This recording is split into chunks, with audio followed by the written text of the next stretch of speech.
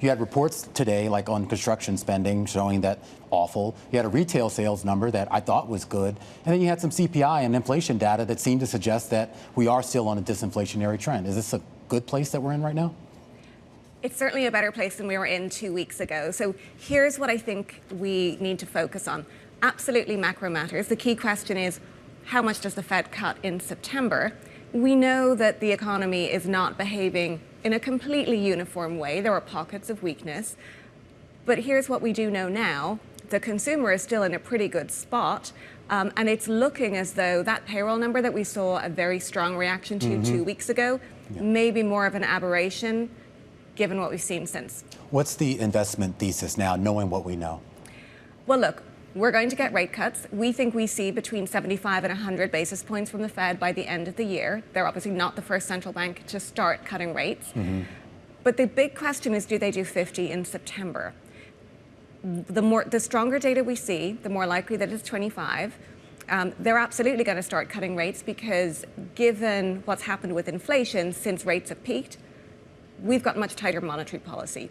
Our concern is that a 50 basis point move in September could signal to market participants that maybe there's more going on here than they're seeing, that the underlying economy the Fed is viewing as weaker. We were talking to Seth Carpenter yesterday over at Morgan Stanley that we were pricing out disaster. Like, that's what we've done in this week.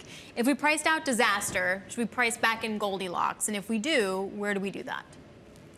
It's a really interesting question. And so, look, I think the very strong reaction from 2 weeks ago tells you where the market views risk. And I don't think that's completely gone away, because there's a portion of the market that just can't quite believe that we're going to manage to pull off a soft landing. And where we are very constructive is on equities. We think for the full year, S&P earnings are between 245 and 255 and moving up from there in 2025. But we do think that the economy is ready for rate cuts. Okay, so that's by the dip where? Small caps, cyclicals, industrials, tech? A couple of areas. So first of all, you have to be brave when it comes to buying the dip. So we can look back in hindsight now and say, over the last 10 days, it was a great time to add to positions. We do think it makes sense to broaden exposure from here. Maybe you have a little bit of a nibble at small cap. I don't think you go completely back in, because there are some potential headwinds if we do see a little slowing in the economy. But you want to see the rally broaden and not just be so tech focused, even though we do like the tech sector. I am curious about what's going on outside of the U.S. I mean, obviously, you know, we're doing great, at least if you believe all the numbers. And I'm talking both in terms of the economy and the market. But we've also seen some rallies start sort of bubble up in Europe, even Asia this week. I mean, we've seen China actually rebound nicely over the past 2 weeks here. Is there an investment case for investing outside the U.S. at the expense of whatever positions you have here?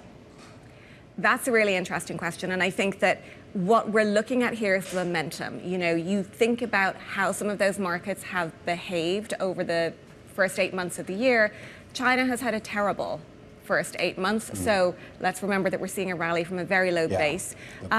Certain markets in Europe start to look more attractive. The central banks there are ahead in terms of cutting rates. You look at the Bank of England, there's an expectation that we're going to see more rate cuts there.